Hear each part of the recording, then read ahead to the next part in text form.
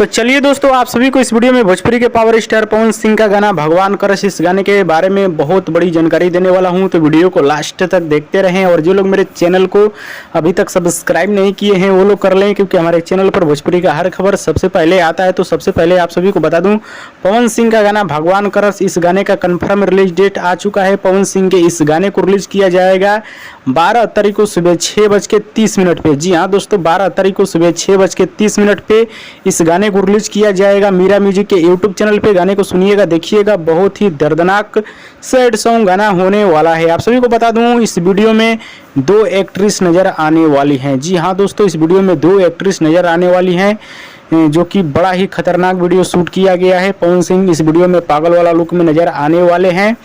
और बात की जाए गाने का टीजर कब आएगा, तो गाने के टीजर को रिलीज किया जाएगा 11 तारीख को। जी हाँ दोस्तों, 11 तारीख को रिलीज किया जाएगा और 12 तारीख को फुल वीडियो गाने को रिलीज कर दिया जाएगा। हाँ, तो किन किन भाई लोगों को भोजपुरी के पावर स्टार पवन सिंह के इस दर्दनाक सैड सॉन्ग गाने का इंतजार है, नीचे कमेंट बॉक्स में जरूर बताइएगा। और दोस्तों, पावर स्टार पवन सिंह का वीडियो पसंद आता है ज़्यादा लाइक करें, कमेंट करें, शेयर करें, सब्सक्राइब करें। धन्यवाद दोस्तों।